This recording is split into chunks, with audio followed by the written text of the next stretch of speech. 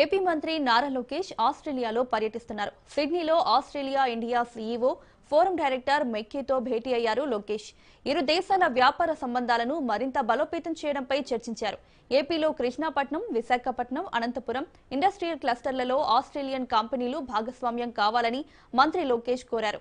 November 14-15 తేదీల్లో విశాఖపట్నంలో నిర్వహించే పార్ట్నర్షిప్ సమ్మిట్ 2025కు నాయకత్వ బృందంతో కలిసి రావాల్సిందిగా మెక్కీను మంత్రి లోకేష్ ఆహ్వానించారు.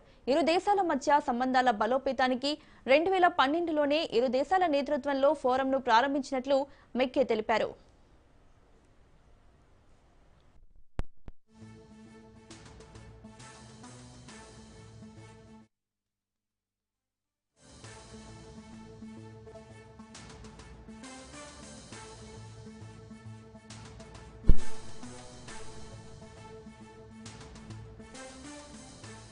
దేశంకి వెళ్ళినా తెలుగులో కనపడతారు.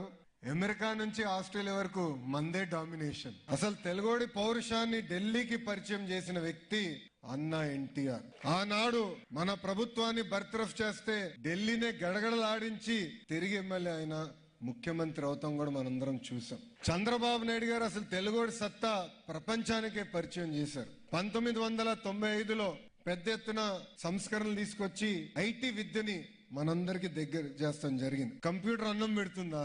ఫ్లైఓవర్లు కడితే అభివృద్ధి అయినట్ట? ఎయిర్పోర్ట్ వల్ల ఏమవుతుందని అడిగిన వాళ్ళందరి నోరులో ఈ రోజు మాట రాని పరిస్థితి. ఆయన వయసు 75 అయినా ఇప్పటికీ 25 సంవత్సరాలు కుర్రోళ్ళలో పరిగెడతారు. ఆయన మినిస్ట్రీలో చాలా మంది యువకులను ఇప్పటికీ ఆయన స్పీడ్ మేము అందుకోలేకపోతున్నాం. ఆయన క్వాంటమ్ కంప్యూటర్ అంటే నాకే అర్థం లేదు. నేను చాట్ జీపీటీకి వెళ్ళి ఎత్తికా క్వాంటమ్ కంప్యూటర్ అంటే ఏంట్రా బాబు అని. అంటే is always ahead of his time. అందుకే మనం ఆయన్ని విజనరీ అంటాం, ఇంకొక ఆయన్ని ప్రిజనరీ అంటాం. అర్థమైందా రాజా?